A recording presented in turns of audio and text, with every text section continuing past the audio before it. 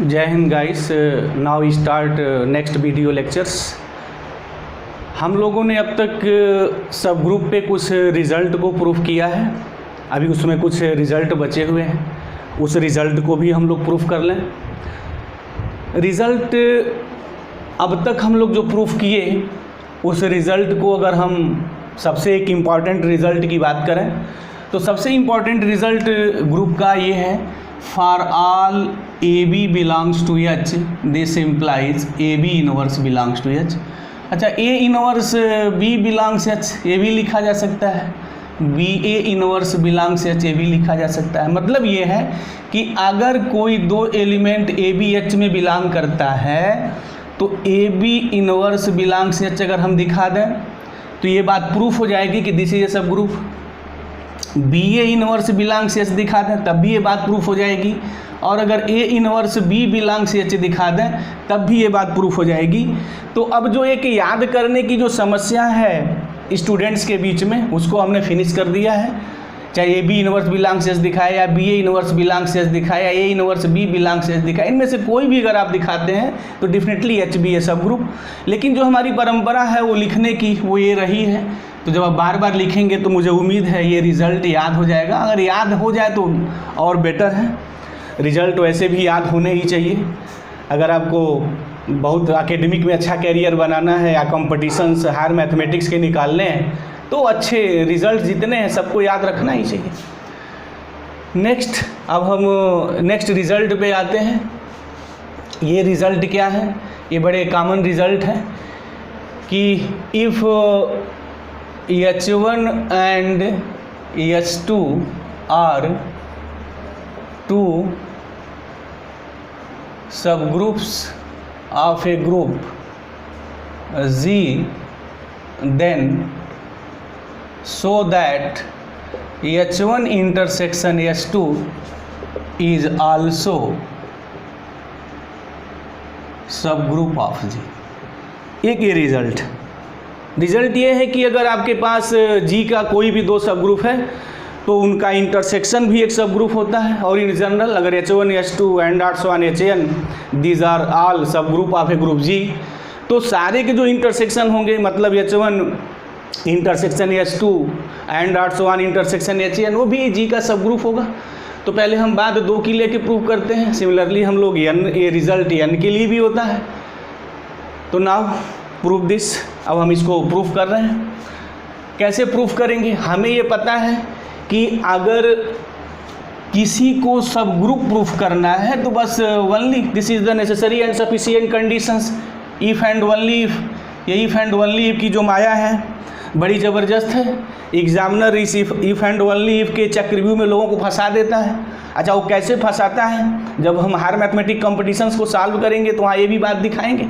तो ये जो सब बातें हम बोल रहे हैं, स्टूडेंट्स लिसनर को बड़ा ध्यान से सुनना चाहिए कि जितने ब्रह्मजाल मायाजाल की हम बात कर रहे हैं, एक एक चीज़ों का हम पोस्टमार्टम करने वाले हैं, उन सबों की हम बखिया उधेड़ेंगे।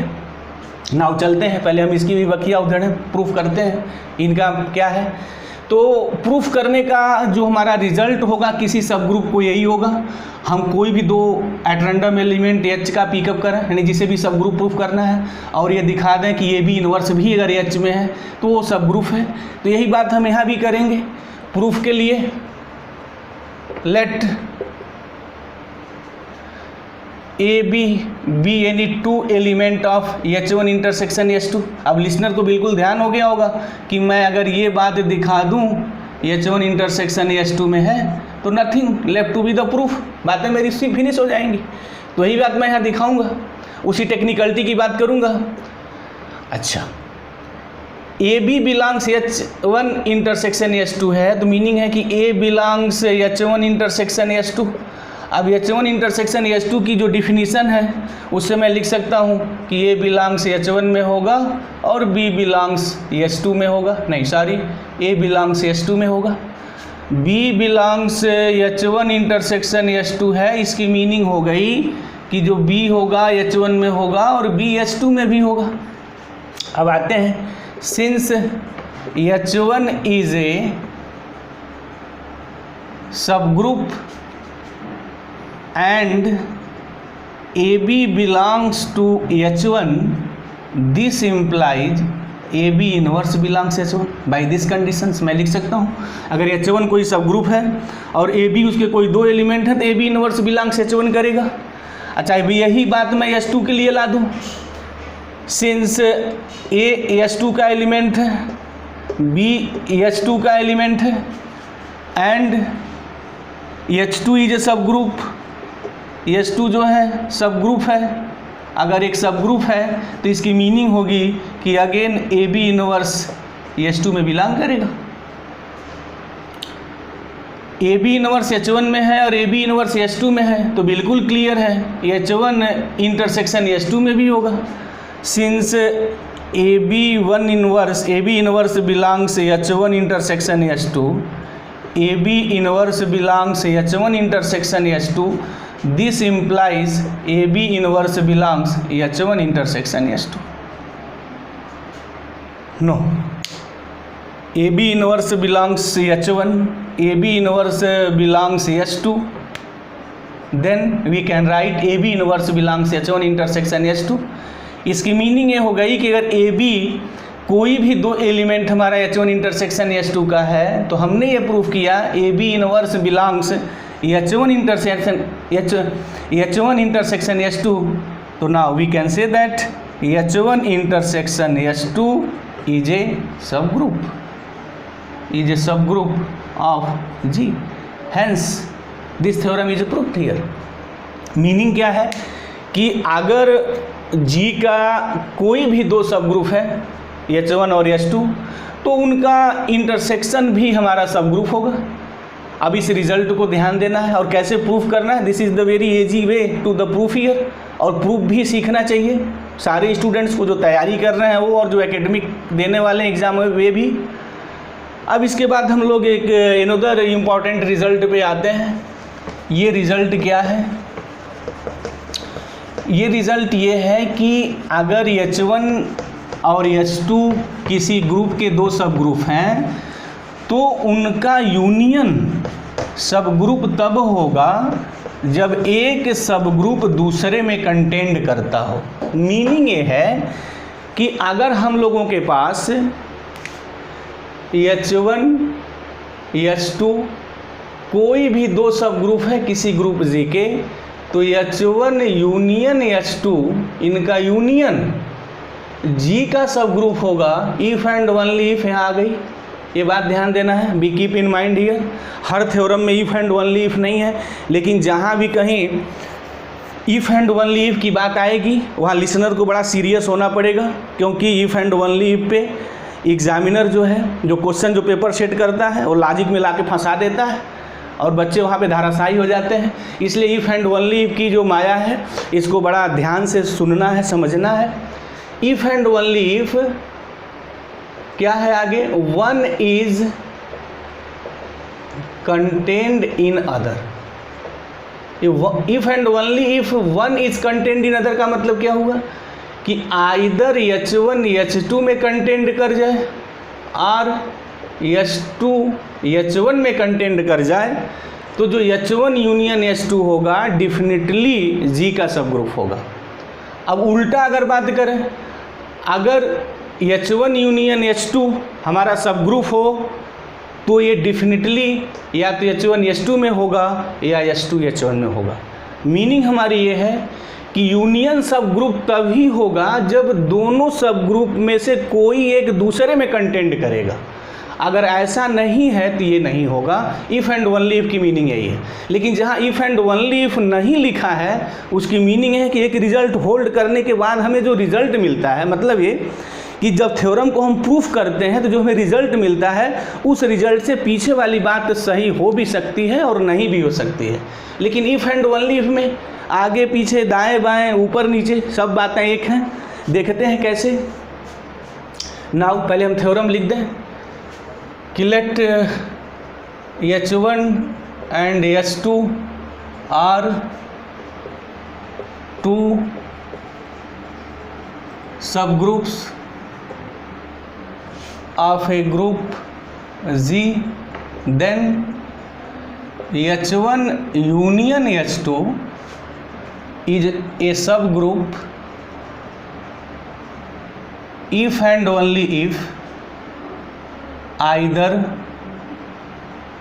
H1 और if and only if one is content in other. बस सीधी सपाट लैंग्वेज लिख दें, लफड़ा करने की बड़ा कोई टेक्निकल मैथमेटिक्स यहाँ घुसेड़ने की ज़रूरत नहीं है। If and only if one is content in other. अच्छा, एक बात और हम यहाँ लिसनर को बोलेंगे कि जैसे ये हम कहते हैं कि H1 is A subset of H2, तो एक बड़ा मैथमेटिक का जो एक बेटर लैंग्वेज समझा जाता है वो ये अगर बोले हम H1 कंटेंट इन H2 तो ये थोड़ा अच्छा होता है। कहने का हमारा मतलब क्या है कि वर्ड से ही क्लियर हो गया कि H1 जो है H2 में कंटेंट कर रहा है, मतलब ये ऐसा होगा। अगर एक डायग्राम की बात करें तो H2 ऐसा होगा और H1 H2 में कंटेंट करता है, उसके अंदर है, तो मतलब ये ऐसा होगा। तो ये थोड़ा बेटर पड़ता है, सबसेट कहने से बेटर है कि H1 कंटेंट इन H2 बोले तो थोड़ा ठीक रहता है और बातें भी बड़ी वो क्लियरिटी होती हैं। चलते हैं थ्योरम पे आते हैं। थ्योरम में है कि H1 H2 जो है सब ग्रुप दिया हुआ है किसी ग्रुप का, ये गिवन है आपके थ्योरम में। अब प्रूफ क्या करना है, प्रूफ के लिए क्या बोलना, वर्ड क्या यूज़ कर रहा है कि देन इनका यूनियन सब ग्रुप होगा। अब इफ एंड ओनली इफ की माया जाल आ गई। क्या है if and only if? One is content in other. अच्छा, हमारे पास कितने हैं, एक H1 है और एक H2 है। One is content in other का मतलब क्या है, या तो H1 H2 में कंटेंट करे और H2 H1 में कंटेंट करे। One is content in other मतलब कोई एक दूसरे में कंटेंट कर जाए। अब इसमें ये बात नहीं है कि पहला दूसरे में कंटेंट करेगा, दूसरा पहले में कंटेंट करेगा। बात सिर्फ यही है कि किसी एक को दूसरे में कंटेंट करना होगा। बिल्कुल क्लियर हो गया मुझे उम्मीद है लिसनर। एक बार और हम थोड़ा उसको रिपीट कर दें कि यूनियन सब ग्रुप तभी होगा जब एक दूसरे में कंटेंट करेगा। उल्टा अगर एक दूसरे में कंटेंट कर जाता है तो उनके यूनियन को सब ग्रुप होना पड़ेगा। इसको दूसरे वे में थोड़ा एक बोल दें कि अगर एक दूसरे में कंटेंट नहीं करता है तो सब ग्रुप होने की संभावना यहाँ नहीं होगी। कभी कभी एक लॉजिक की बात आती है, वहाँ होती कि संभावना होगी, लेकिन इफ़ एंड ओनली इफ अगर लग गया तो जो लॉजिक की बात है, जो एग्जामिनर फंसाता है, तो पहली एक वर्ड निकल के आती है जिसको दिल में रखना है लिसनर को कि अगर इफ़ एंड ओनली इफ लग गया तो जो संभावना है, मे बी है, कैन बी है, वो कैंसिल हो जाता है, cancel out to each other. तो जब कंपटीशन में मे बी कैन बी का जब माया जाल चलता है, वो साहित्य की दुनिया चलती है, एक तो मैथमेटिक का प्रॉब्लम फंसाता है, दूसरा उसको लैंग्वेज में एग्जामिनर जो उठा के पटक देता है। तो लैंग्वेज में प्रॉब्लम ना आए उसके थ्योरम्स को एक एक चीज़ को समझना होगा, डिफिनीशंस के बारीकियों को समझना होगा, और हम यहाँ उन्हीं चीज़ों को ज़्यादा फोकस करेंगे जहाँ वो लॉजिक्स में, कंसेप्ट में एग्जामिनर क्वेश्चंस को फंसा देता है। तो हम चलते हैं अब थ्योरम्स पे आते हैं। तो इफ़ एंड ओनली इफ की मीनिंग बात हो गई कि जो मे बी की जो संभावना वो फिनिश हो जाती है। मतलब ये हो गया कि H1 यूनियन H2 सब ग्रुप होगा तभी होगा जब एक दूसरे में कंटेंट करेगा। अगर एक दूसरे में यानी H1 H2 में ना कंटेंट करे, H2 H1 में कंटेंट ना करे, तो किसी भी कीमत पर H1 यूनियन H2 सब ग्रुप नहीं होगा। तो अब हम इसको प्रूफ करते हैं, और प्रूफ करने का कोई बड़ा यहाँ हार्ड एंड फास्ट रूल नहीं है, उसको हम बड़ा एक ईजी वे में यहाँ प्रूफ करते हैं। इफ़ एंड ओनली इफ है तो नेसेसरी पार्ट्स लेट कर लें हम लोग। H1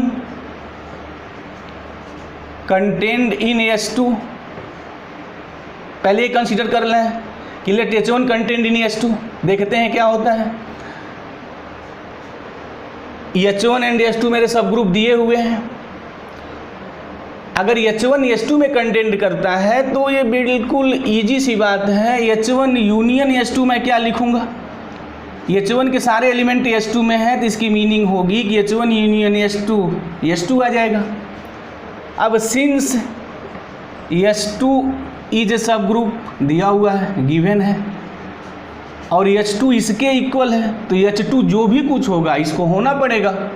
H2 सब ग्रुप है तो मतलब ये हो गया, अगर H2 सब ग्रुप हो गया तो ये जो लेफ्ट हैंड साइड में जो भी कुछ लिखा है इनको भी तो सब ग्रुप होना पड़ेगा। यस, H1 यूनियन H2 ये सब ग्रुप, ये मेरी बात प्रूफ हो गई। अगर एक दूसरे में कंटेंट करता है तो H1 यूनियन H2 हमारा सब ग्रुप होगा। अच्छा, आप लिसनर तो ये समझ रहे होंगे कि सर ने H1 intersection H1 content in H2 हो गया। दूसरी बात हम ले लें कि अगर H1 H2 में नहीं कंटेंट करता है, लेट कर लें कि H2 H1 में कंटेंट करता है, क्योंकि थ्योरम में दोनों बात आई है कि one is content in other. वहाँ पहला दूसरा का प्रश्न ही नहीं है, वहाँ मतलब है कि जो सब ग्रुप है उनमें से कोई एक दूसरे में कंटेंट करना चाहिए। तो हमने कंसीडर कर लिया कि H1 H2 में कंटेंट करता है, बात मेरी प्रूफ हो गई। अब मैं यहाँ ले रहा हूँ कि H2 H1 में कंटेंट करता है, तो क्या होगा? अगर H2 H1 में कंटेंट कर रहा है तो जो यूनियन की डिफिनीशन है, जिनको यूनियन की डिफिनीशन से क्लियर है वो बिल्कुल लिखेंगे। H2 के सारे एलिमेंट H1 में हैं तो ये हमारा H1 आएगा। अब H1 क्या है? सिंस H1 इज ए सब ग्रुप, दिया हुआ है रिजल्ट में कि ये सब ग्रुप है, तो this implies H1 union H2 को भी हमको H1 intersection H1 union H2 को भी सब ग्रुप होना पड़ेगा। तो दोनों बातें मेरी प्रूफ हो गई। मतलब ये हो गया, हमने क्या प्रूफ किया कि either H1 content in H2 और H2 कंटेंट इन H1, दोनों में से अगर कोई भी बात है तो H1 यूनियन H2 सब ग्रुप होगा। अच्छा, दोनों बात तब होगी जब H1 is equal to H2 हो जाएगा। तो यहाँ तो हमारे दो ग्रुप हैं, दो सब ग्रुप हैं, वो इक्वल नहीं है। अगर इक्वल है तो कोई लफड़ा ही नहीं है, अगर इक्वल नहीं है तो ये मेरी बात चलेगी। अब हम सफिशिएंट पार्ट पे आते हैं। मुझे उम्मीद है कि ये नेसेसरी पार्ट क्लियर हो गया होगा। सफिशिएंट पार्ट्स पे चलते हैं। What is the sufficient part? उल्टा ले लें। अब जो एग्जामिनर जहाँ उस चीज़ को जब क्वेश्चन शुरू होते हैं तो फंसाने की जो प्रयास होता है, कैसे होता है, थोड़ा उसको देख लें।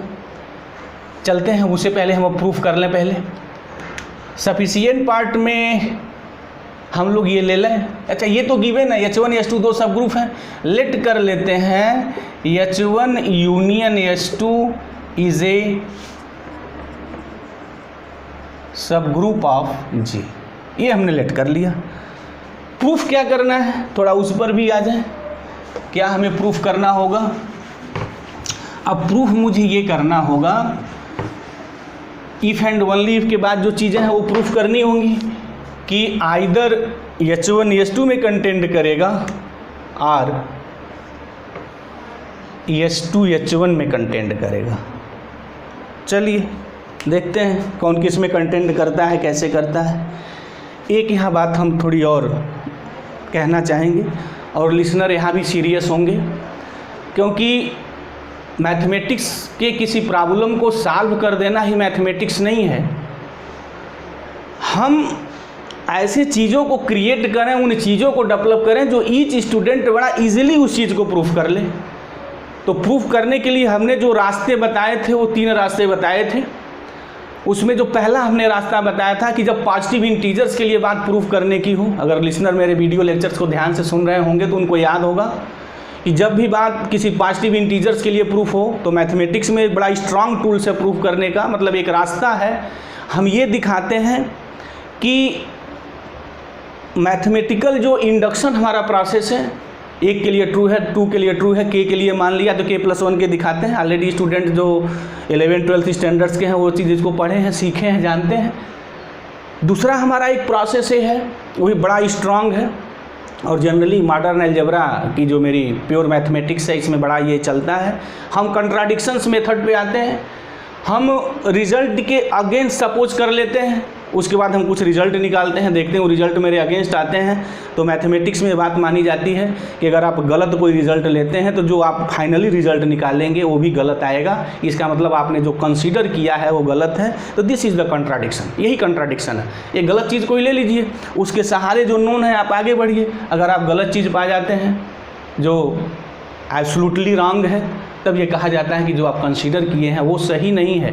वो सही नहीं है तो बाकी जो चीज़ है this is the true here. तो ये हमारा जो और तीसरा जो हमने प्रोसेस बताया था वो प्रोसेस है कि जो वेल नोन चीज़ें हैं उनके सहारे हम आगे बढ़ते हैं। तो हमारा 2 प्रोसेस है। अब हम यहाँ जो बात अपनी प्रूफ करेंगे वो जो मैथमेटिक का सेकेंड जो है टूल्स स्ट्रांग प्रूफ करने का, कंट्राडिक्शन। तो कंट्राडिक्शंस की बात हम यहाँ लेंगे। अब कंट्राडिक्शंस कैसे आएगा इस चीज़ को हम देखते हैं। हमने लेट कर लिया H1 यूनियन H2 जी का सब ग्रुप है। अब मेरा टारगेट क्या है, मंजिल क्या है, पहले उसे देख लें। मंजिल दिखाई देगी तो रास्ते चलने भी थोड़े आसान हो जाएंगे। मंजिल ये है, प्रूफ ये करेंगे आइदर H1 H2 में कंटेंट कर जाए और H2 H1 में कंटेंट कर जाए। ये बात मुझे दिखानी है, ये प्रूफ करना है। This is my target. अब हम क्या करते हैं कि इसको गलत ले लेते हैं। गलत मतलब क्या कि हम अब कंसीडर करते हैं इफ़, एक बड़ा खूबसूरत लैंग्वेज यहाँ लिखते हैं, इफ़ पॉसिबल टू लेट, जब भी कंट्राडिक्शंस दिखाना हो तो ये वर्ड थोड़ा यूज करते हैं। If possible to let H1 does not content in H2। पहले हमने कंसीडर कर लिया कि H1 H2 में कंटेंट नहीं करता है, but although this is a सब ग्रुप, इसलिए हमने इसको थोड़ा घेरा हुआ है ताकि ये चीज़ें दिमाग में बैठी हों कि ये ऑलरेडी थ्योरम में मेंशन है H1 यूनियन H2 सब ग्रुप है। अब मुझे दिखाना इसको है, ये मेरी मंजिल है, यहाँ मुझे पहुँचना है। अब देखते हैं कैसे रास्ते अप्लाई हम करते हैं। कंट्राडिक्शंस का हमने बता दिया है, कंट्राडिक्शंस का हमारा रास्ता है। तब कंट्राडिक्शंस का रास्ता, तो उस रास्ते पे कैसे चलते हैं वही मुझे अब आपको सिखाना है। और जब भी कंट्राडिक्शन आएगा, जो भी कोई प्रूफ आएगा, हम वो रास्ते अप्लाई करेंगे और वही रास्ते अप्लाई करेंगे जो एक जगह अप्लाई किए हुए हैं। Let H1 does not content in H2, तो इसकी मीनिंग क्या हो गई कि ये इसमें कंटेंट नहीं करता है। तो इससे ये क्लियर होता है कि H1 में कम से कम एक ऐसा एलिमेंट होगा जो H2 में नहीं होगा। अगर H1 के सारे एलिमेंट H2 में हो जाए तब तो फिर ये बात ही नहीं होगी। ये इसमें कंटेंट नहीं करता है तो क्या मतलब होगा कि कम से, जो पॉसिबिलिटी क्या होगी, कम से कम एक एलिमेंट H1 में ऐसा होगा जो H2 में नहीं होगा। तो दिस शोज दैट एटलीस्ट, कम से कम एक ऐसा होना चाहिए, at least A belongs H1 but A does not belongs to H2। हो गया, A H1 में है लेकिन A H2 में नहीं है। दूसरी बात भी ले लें कि if possible to let H2 does not content in H1, H2 H1 में कंटेंट नहीं करता है, तो इसकी मीनिंग होगी कि एटलीस्ट एक ऐसा एलिमेंट H2 में होगा जो H1 में नहीं होगा। बिल्कुल बात क्लियर है कि एक एलिमेंट H2 में ऐसा होगा जो इसमें नहीं होगा। डज नॉट कंटेंट की मीनिंग यही है। अब H1 यूनियन H2 हमारा सब ग्रुप है। आते हैं, अब ये बिल्कुल पता है कि H1 content in H1 union H2, ये 100% ट्रू है। This is the easy definitions of the union. जो डिफिनीशन है यूनियन की, उस यूनियन की डिफिनीशन से मैं ये बात लिख सकता हूँ। इसकी मीनिंग ये हो गई कि अगर A H1 में है तो ये इसमें भी होगा। अच्छा, दूसरी भी बात मैं साथ साथ थोड़ा लिख दूँ, H2 content in H1 union H2, right.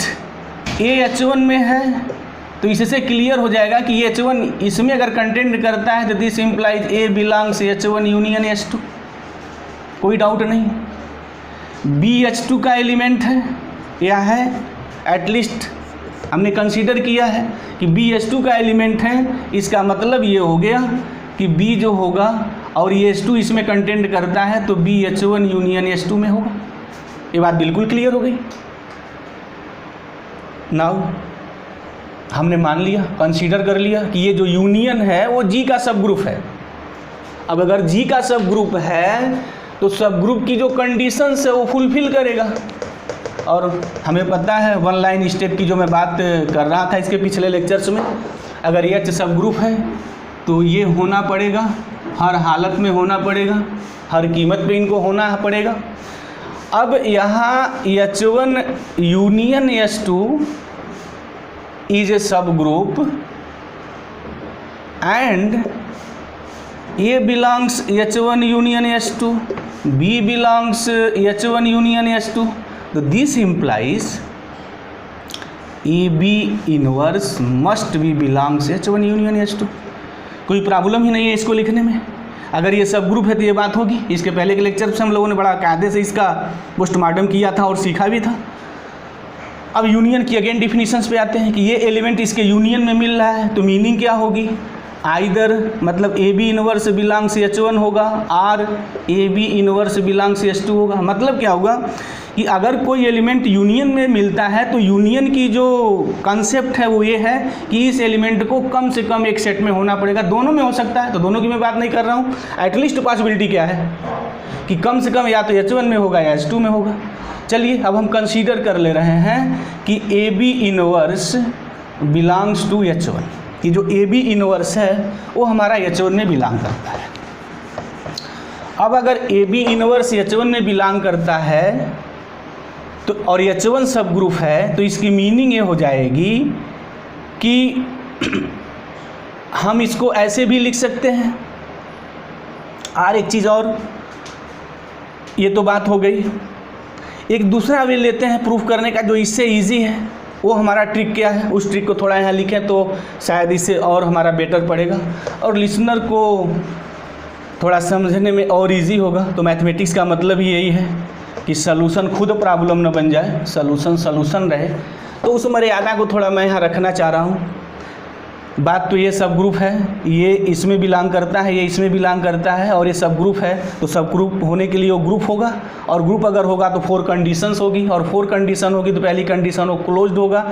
इसकी मीनिंग अगर ये इसमें बिलोंग कर रहा है, बी इसमें बिलोंग कर रहा है, तो ये ऑपरेशन जो बी होगा वो H1 यूनियन H2 में डिफिनेटली बिलोंग करेगा by the closure property, since H1 union H2 is a subgroup. अगर ए B belongs H1 union H2 है और कंडीशंस में मेरी पहली जो बात है ए बिलोंग्स H1 है और H1 सब ग्रुप है, तो इसकी meaning A inverse definitely belongs H1 करेगा।